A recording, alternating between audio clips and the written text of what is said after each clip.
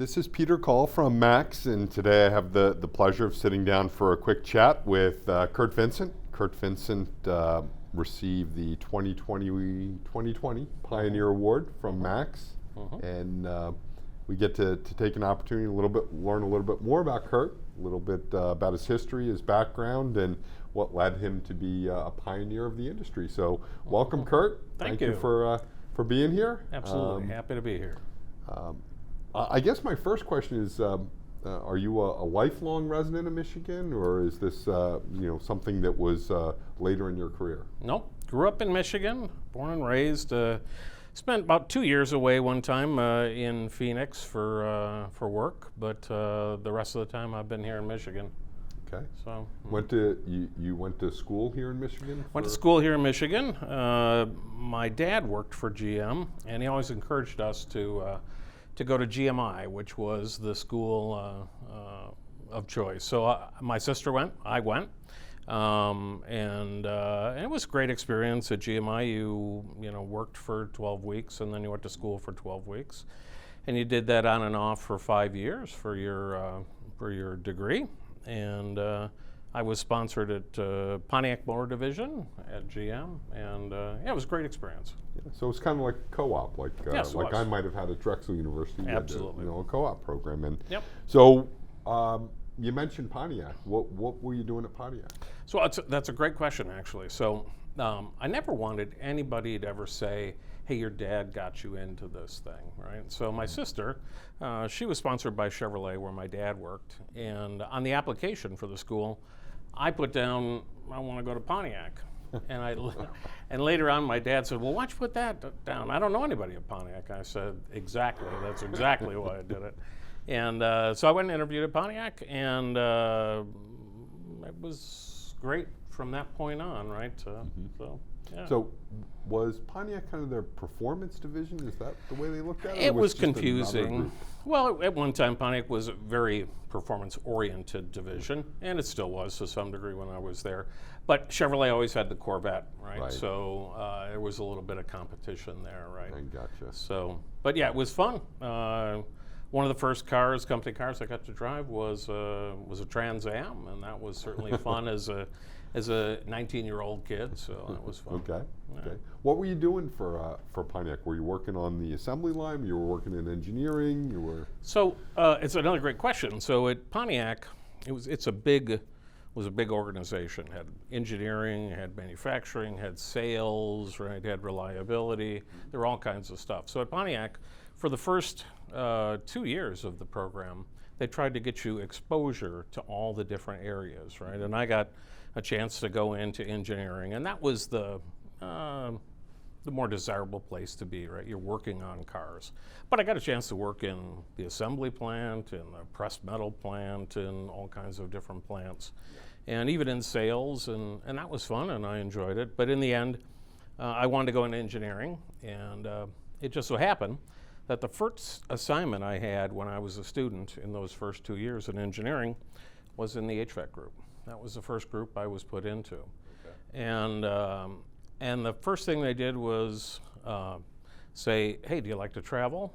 And I said, sure. And they said, okay, we're going to send you out to Phoenix, Arizona for 12 weeks, and we'll put you up in a place there, and you'll do the HVAC development with our team of people there. And as a young guy, sounds exciting. They gave me a Trans Am as my company car out there, which was great. And I thought, boy, this is a place I want to work for the rest of my life. So ultimately, it turned out that way. Yeah. So, yeah. Your experience there in the HVAC group, is that where it kind of continued thereafter, after you finished your 5 years and were ready to take a full-time job? Was continuing in HVAC? Yeah, exactly. So I did other assignments in the first 2.5 years, but like I said, my first assignment was in HVAC. But then when I went into engineering, I did a number of assignments in engineering, but when I graduated, I moved right into, actually it was a test group, and I was the HVAC test engineer. Okay. And so that was, and I stayed in HVAC, did many, many different assignments, but did that for a long period of time. My whole career. Really, essentially, your entire career at GM until you decided to step away and and continue supporting some of the Exactly. the refrigerant and HVAC things. One of the things that I think I'm aware of, and you'll correct me if I'm wrong, is there was a V5 compressor, or V something compressor, Yeah, and V5. and you were kind of instrumental in getting that launched in. In getting it launched, I certainly didn't invent it. We had a group of people at Delco Air, right, that did the heavy lifting on that. But when it came time to put it into production, right, I did some of the original work on developing it into the vehicle system. And so I'm certainly not going to take credit for all this, but it's the first variable displacement compressor ever. Right. And that was a big thing. It was a very fun project as a young guy, right, to take that on. And something very new, and so I was happy to be a part of it. Yeah. What kind of time did that take, kind of start to finish? I think probably from my involvement, at least in the validation and development side of things, a couple of years before we went in production. The compressor had been under development probably for 5 years before that. Sure, so. But the integration and, right. and the testing before you finally released it was a couple of years yep. worth of work. I kind of skipped something, and I don't want to date you, but had the R12 to 134A transition taken place before you had gotten out of school and were? No. Okay, we were still using R12. Oh yeah, that came a little bit later in the career, and by that time I was already a development engineer, and so we were part of that transition team, right? There were other guys that were heavily involved, like Bill Hill, right, from GM, that were involved in that. But some of the early work, right, we did on whatever project I was on at the time, and that was another fun, rewarding experience, right? So that was a good thing. Yeah. So, and I kind of asked that question because I know, and I think I first met you. I can't tell you exactly when that was, but we'll say in the mid 2000s, maybe in that time frame when I joined SAE as part of my career, some changes in my career. But then by the time we got to 2006, 2007, we had kind of started diving into 1234YF, at least I did, and you guys may have been in before.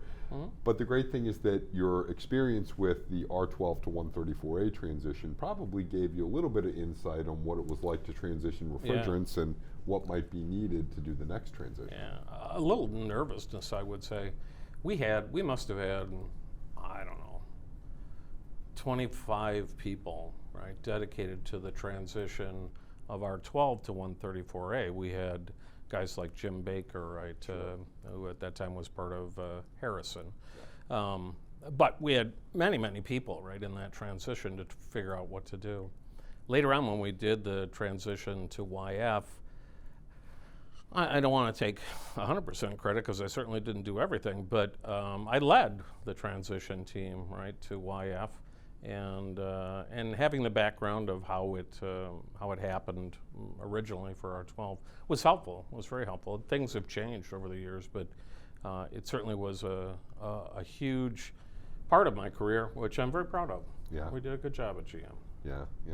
I know I've been fortunate enough to sit through through the good times and bad, through that transition, and recognize that there were, I don't know what the number is, but from the SAE perspective, there were a dozen people that were kind of critical to that, and from the refrigerant manufacturers to the OEMs and a few of the suppliers that sit on the SAE committee.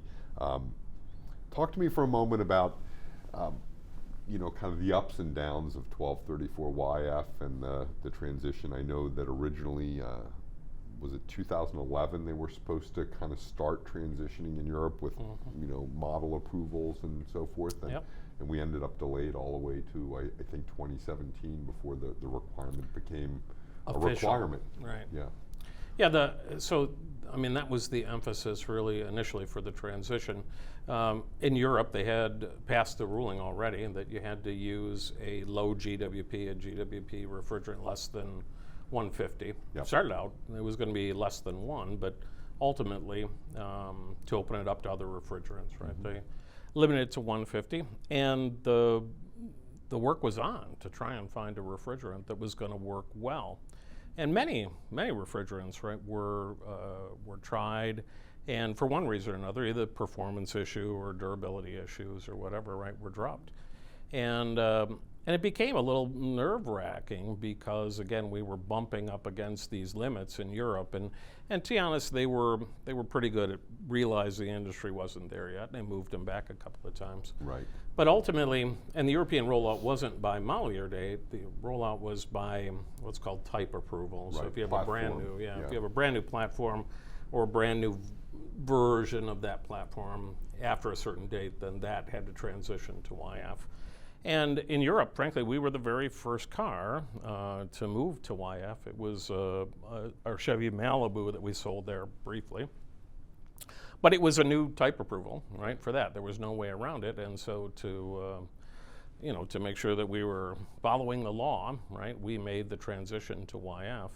And that was before it was approved in the US and SNAP approved. And but we were very comfortable with the safety of YF and other things. So that wasn't a difficult thing for us. But we were already out there on the market when, as you know, we had some other OEMs, right, that raised questions, right, about the safety of YF.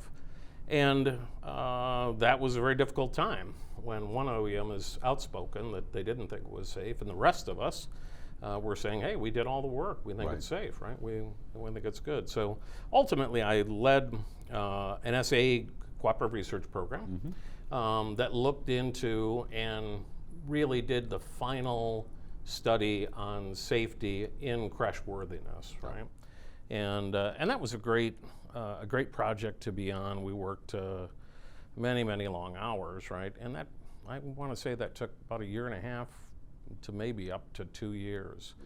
And then eventually got through it. But the satisfying part was that in the end, everybody agreed that YF was safe. So the European regulators agreed that it was safe, the US EPA, a number of other independent agencies that we went to look at risk assessments also agreed that it was safe.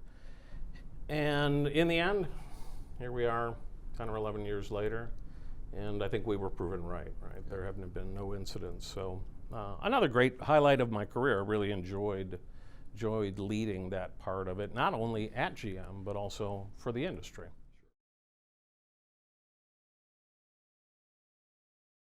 So, we're sitting here in the SAE office. You may need to edit that out because I say that later on.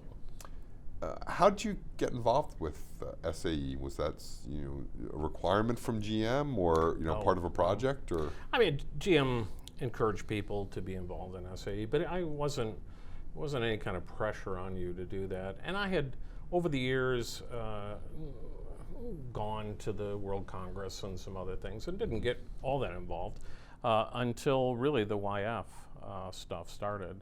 And then that was really being led, through SAE CRPs. There were 3 before the one I led.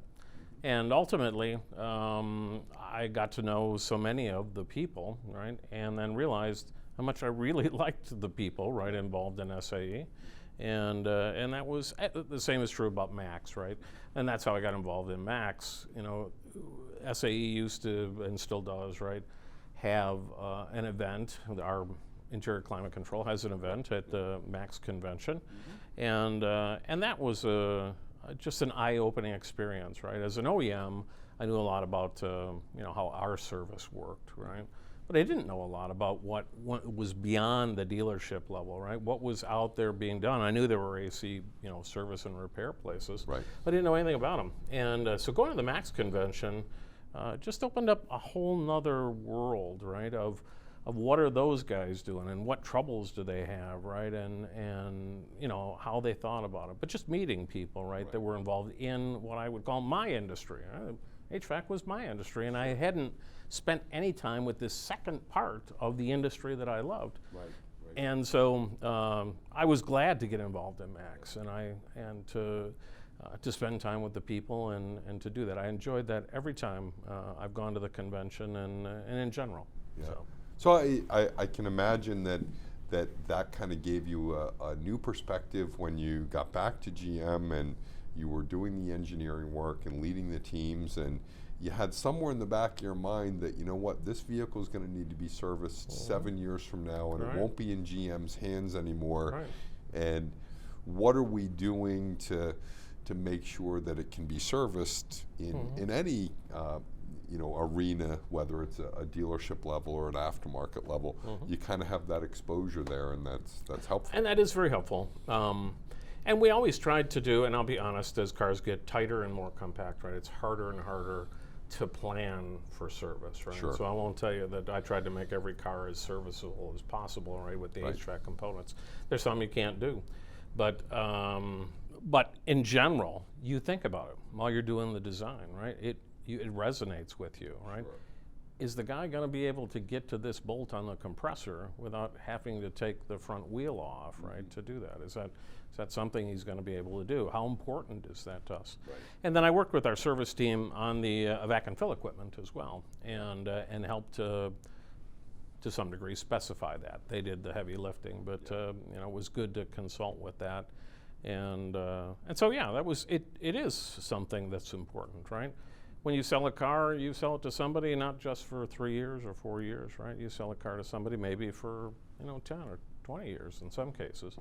And if the product needs servicing, that's important. You should be thinking about it. You can't always do everything for what's going to happen in 10 years, but you ought to at least be thinking about it. Right? Yeah, I remember going to a GM plant with a friend of ours, Frank Rogers, a number of years ago. And we're standing in an engineering lab, and I guess there was a vehicle that had an issue of some sort, and so it had come back to engineering for them to take a look at it. And I think one of Frank's comments was, he said, "Yeah, this is a great car. We took a component that probably needs to be replaced more often than others, and we built the rest of the car around it so that we get to disassemble it in order to change this part." Why variable displacement compressors? So that's another great question, right? So I grew up really on the very edge, and many of the folks won't even remember this, but of the A6 compressor. It was a giant compressor, great life. In fact, many of them became vacuum pumps, right, after life of them. But they cycled, and that was always an issue, right? And then we downsized from the A6 at GM to the R4 and the DA6 and versions of that. But they all cycled. And so as cars got more fuel efficient, right, and smaller engines, right, in many cases, right, that cycling becomes more pronounced. If you drive on a smooth road, right, you can feel the compressor kick on and feel it kick off, right? And so that was always an annoyance, at least to the HVAC guys, and to some degree other people in the car industry, right? The other engineers and chief engineers, some would pick up on it, some didn't care. But it was always a goal to not have that, right? So having the variable displacement compressor changed all that, right? Had a compressor that wasn't going to cycle on and off, that adjusted itself to the load conditions, right, that were there, was the holy grail. In fact, GM worked on never went into production, but like a 2-stage compressor, and we called it the DA63, right? And so it would shut off one side and you'd pump on the small side. Again, that was to cushion the bump, right, associated with when it kicked on, right? So it'd kick on with 3, and then if it needed, it would kick on to the other 3. Right. And even still, that never went into production because it wasn't the variable displacement, right, which just eliminated that problem. Right. And that was important. Later on, and those were all pneumatically controlled, which was, frankly, it was a brilliant design. I take no credit for it, for the control valves, right, that did this. But it did it seamlessly. Later on, to get fuel economy, we realized that, well, if we had control over that, if we actually had control over, to some degree, the displacement, right, well, we could do a lot of stuff, right? We could, on heavy accelerations, you didn't have to shut the compressor off. You could just maybe de-stroke it, right? And there were umpty-up things, if you use your imagination, right, that we could get if we could actually control the displacement. And in fact, I want to say, probably 1989, 88, maybe. Maybe earlier than that. I worked on, at least at GM, the first electronic controlled V5, right? I think at the time it was a V7, but, and it was for those reasons. What could we do, right, if we actually managed the load, right, to a higher degree? And so we did that. It was for a special program that never went into production, and then ultimately, other people jumped in and did that. So Denso brought in their variable displacement. It was a swash plate design, not a wobble plate design like the V series. But again, it did good things, and it offered the engineers more opportunities, right, to try to customize things. And then finally, when we were looking at fuel economy, we realized, and this is it may sound like a dumb story, but this is how air conditioning worked for years and years, right? You'd take the air and you'd cool it down to almost freezing, not quite freezing, almost freezing. If you went into freezing, that created problems. And then you'd reheat the air if you needed it warmer than that. So the heater core, heat was available, right? But it wasn't a very efficient way to do things. You had to cool it off, but if you cooled it all the way to freezing, right, close to freezing, right, that was wasted energy, right? So electronic control, right, came in to try and help with that, which it does, because sometimes you still need to take the moisture out of the air, but you don't need to cool it that far, and you cool it less then. Right. And surprisingly, that's, it's a measurable amount of fuel economy. The EPA realized it, working through SAE, and so it became an emissions credit for the auto companies if they would spend that extra amount of money and do electronic control of compressors. So right. That was a great thing. Right. So that actually got incorporated into the IMAC program, correct. Right? Where you got credits for various different things. That's that right. was one of them. But if you had 16 O-rings in a connection, you got more credit than if you had 6 O-rings. Well, to be honest, that's a great example, right? Where industry and government working together, right? Yeah. Industry and government working together in a collaborative way, not a conflicting way, but in a collaborative way, to advance technology, and that's what the IMAC studies were about, right? Right.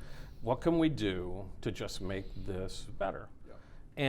And when people put their heart into it, right, the engineers, and the EPA or the government agencies, right, saw, hey, this is good, right? We ought to incentivize this, right, to make it happen. In the end, everybody wins, including the consumer, right? Because the consumer gets a better product, maybe a more reliable product, and uses less energy, and so it gets better fuel economy. So we, in relation to the 1234 YF, we're in 2022. YF has been for, as far as everyone's concerned, at least that people that I've spoken with, I think that you've spoken with, YF has been a tremendous success. Absolutely. We've seen some of the original concerns about whether it be safety and or cost, et cetera, have either resolved themselves or been accepted in the marketplace, and YF is now in, if I had to guess, 90% of the cars being sold on dealer lots, something like that. In Europe and in the U.S., right? Obviously, still not yet in China, but we're working on that. So. Right. So, we've got another rollout coming. You mentioned your work leading that CRP, and I was very happy to have been one of the people invited to a meeting in an undisclosed location in an undisclosed city to see some of the results of that work, in front of a larger group. And that was really just a big accomplishment. I'm sure that it was some very long days and some very stressful times, but a really big accomplishment to get that done. It can't be the only project you worked on. What else were you involved in at GM that kind of sits in your mind as proud moments, or maybe some moments that could have gone better? Well, there's always those.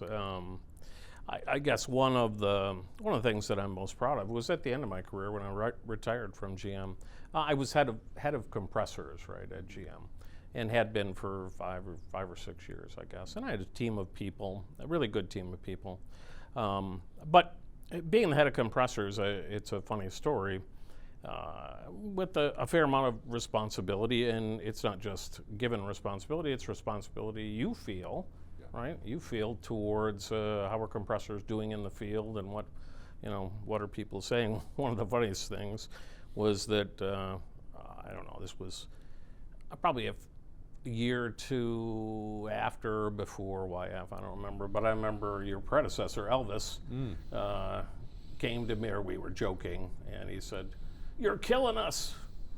The compressors are so good, you're killing us." But there's lots of opportunity for service at some point in time. But doing the work, and at this time working with all the compressor manufacturers, right, and having that kind of expertise.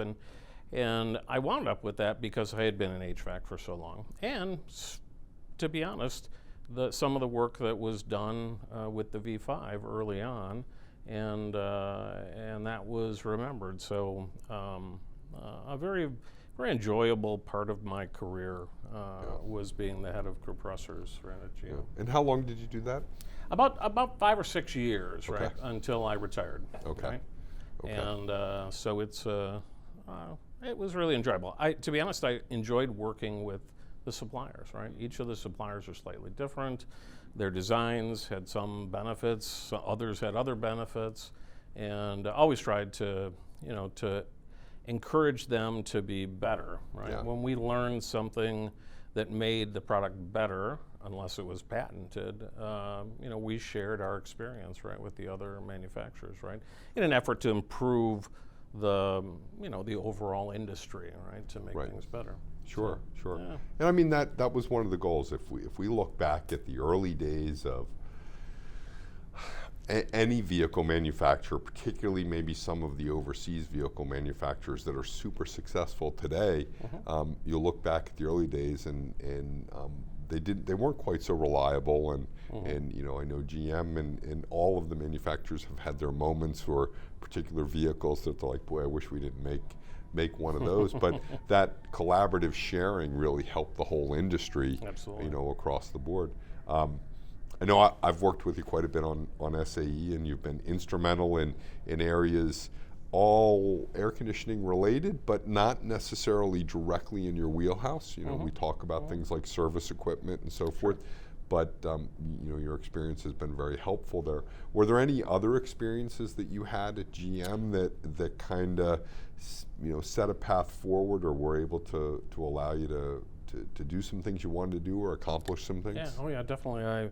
So one of the again more rewarding parts of my career was I was in charge of really the car programs at Cadillac from an HVAC standpoint, and I led a team of people, to do that. And to be honest, it was the Sigma platforms, which included the CTS and the SRX and the STS, and my team, including me, right, I think did an outstanding job. In fact, so much so, we used to spend a lot of time looking at J.D. Power's numbers, right? And at that point in time, the J.D. Power's study is a little bit different now, but at that point in time, it had a number of questions focused on HVAC type of things, right? And it was my team that really did the HVAC and powertrain cooling. But we looked at our numbers, and we always did good, but we were always trying to be the best, right? And I'll be honest, at the time, the numbers are very close, and Sure. they change from year to year, but right.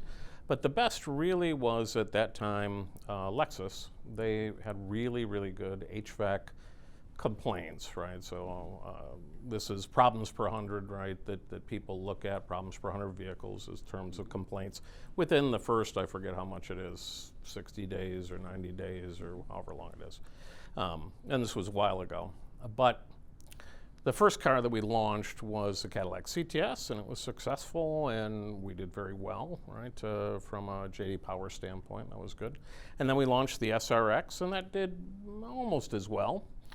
And then we finally launched the premium, right, vehicle for Cadillac at that point in time, right, which was the Cadillac STS.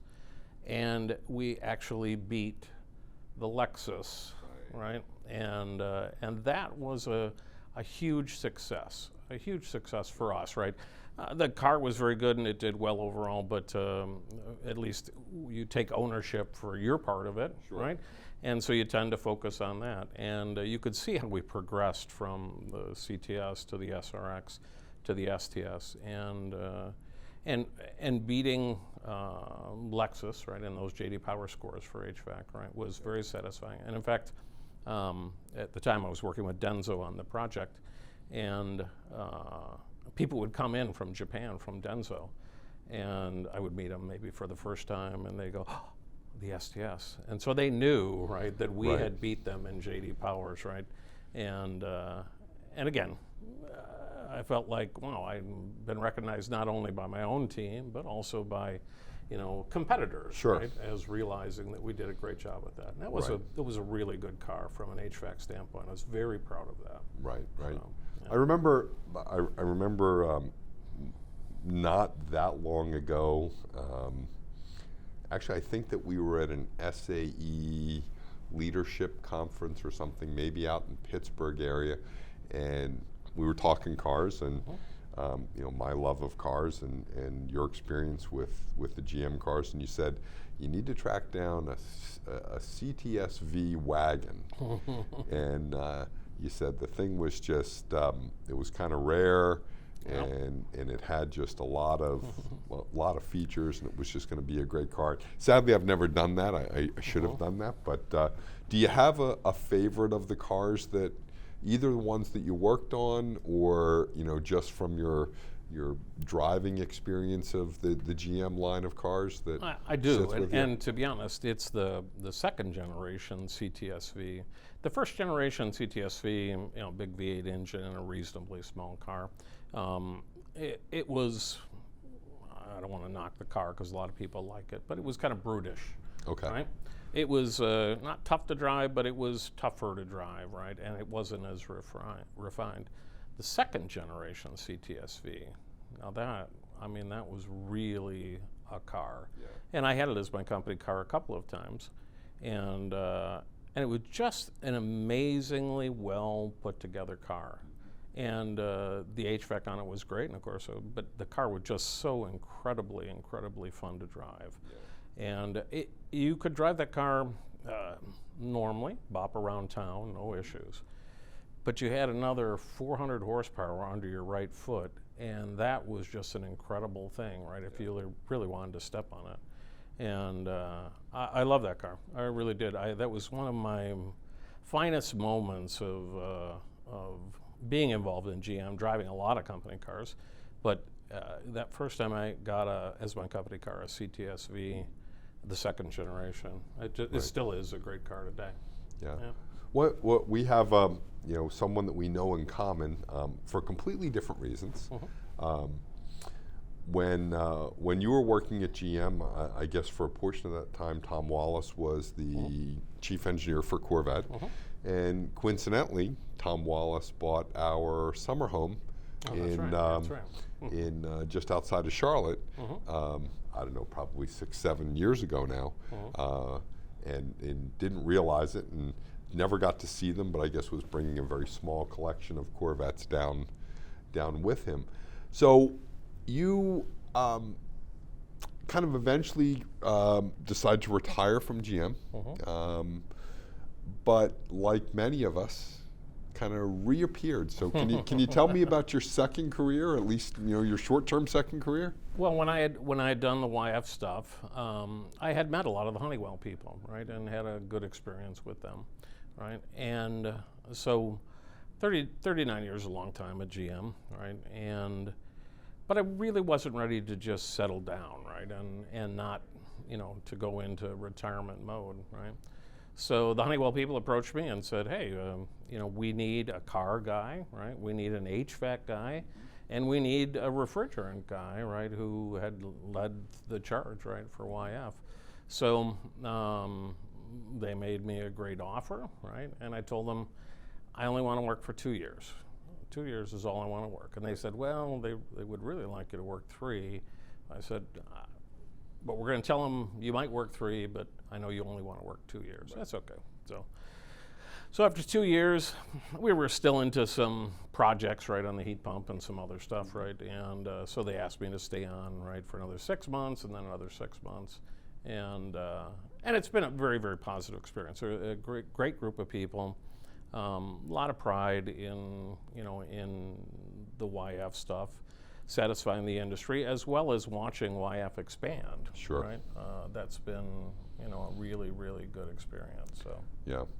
What do you see for the rest of the world? I mean, do you think that YF is eventually going to come to other countries, other regions that we don't see it yet? I would hope so. Right. Yeah. The Kigali Amendment that many people, including China, have now ratified, is to phase down these high GWP, refrigerants, HFCs. And YF is a great choice for that for many, many reasons, right? One, that it's in production, it's not new, it's you don't have to change components, right? It's great that way. Ultimately, I think it's the right choice, right, for the world. And we've spent a lot of time at Honeywell talking to the Chinese, right, suggesting that, hey, this doesn't require much change, right, to actually make it work, and it's available. You don't have to do any invention on the part, right? You can use your same control systems and that kind of thing. Mm-hmm. And to be honest, the Chinese market's the biggest market in the world, right? Sure. And bigger than the US, bigger than Europe. And so it's a natural to do that, and I hope that it's one that they see and move to. It's very good from the environmental standpoint, right? Mm-hmm. And it's also an easy transition. Sure. And so I hope that the transition will continue, not just into China, but through South America, through Africa, sure, and through much of Asia, right, yeah, to do that. There might be other refrigerants along the way, right, that get some traction. But YF having a GWP less than 1, well, from an environmental standpoint, that's tough to beat. Yeah, right? it is. So. It certainly is tough to beat. Mm-hmm. So you fulfilled your obligation with Honeywell, mm-hmm, plus a little bit. Yep. And so you're now officially retired, but mm-hmm, we're happy to have you at the SAE meeting, which is, by the way, if I didn't mention that, that's actually where we're sitting, is right on the 16th floor of the PNC building here in Troy, Michigan, and at the SAE office at the conclusion of an SAE interior climate control meeting. Mm-hmm. What's next? What's next for Curt Vincent? Well, it's a great question, right? So I look back, and so GMI was another kind of an odd school, but a co-op school. Like I said, you work for 12 weeks and you go to school for 12 weeks. And so I graduated from high school. 2 weeks later, I started at GM. That was it, right? And I started another year later, maybe, right into the HVAC, and have done that right ever since. And so I get kidded for this because I tell everybody, no one ever retires, right? If you're an HVAC person, you just become a consultant, you work for somebody else, right? Yeah. And to be honest, the industry, the HVAC industry is kind of that way, right? I was told this story at GM too, and it's not meant to brag, but everybody in HVAC knew a little bit about chassis, right? They knew a little bit about powertrain because we did a lot of time working with powertrain. They knew a little bit about body systems, knew electrical stuff, right? But there were very few people in those areas that knew much about HVAC, right? It was kind of a close-knit, kind of a group of people. Not that they wouldn't talk about it, but people just didn't know much about it. I had a chief engineer once say to me, you know how you go to MACS? That must like kick on like a compressor turbocharger or something to do that. And of course, that's not true. Right. But it's a group that tends to be very cohesive, and so they tend to stick together, right? So you wind up with people that have been in it for a long period of time.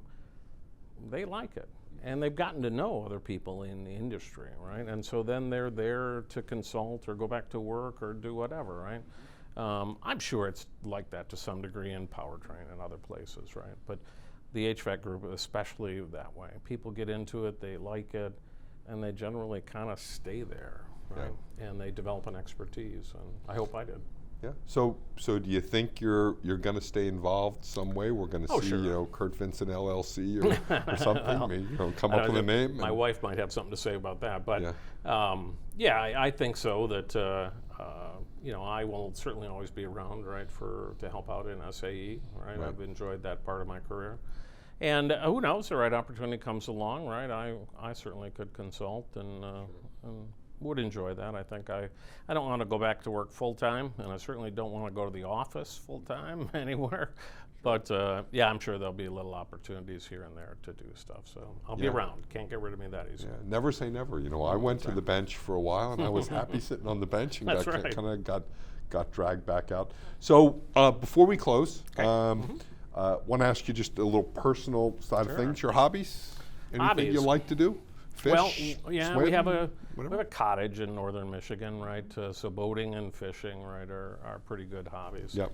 I'm also a big music person. Love music, right? I always have. Play a little guitar, but I really enjoy that. And travel. Okay.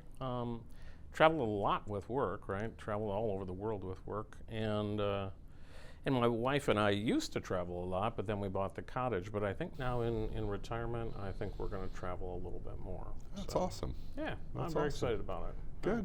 Good. Well, Curt, thank you very much for joining me. All right. I really appreciate it. Thanks for your time. Absolutely, my pleasure. And thanks to MACS for the Pioneer Award. That was a special part of my career as well. It was well deserved. It really was well deserved. And when I first heard that you and a few others, a little quick plug for Tim Craig. Sure, absolutely. Very well deserving to have those. So anyway, thanks, and let's go get a drink. All right.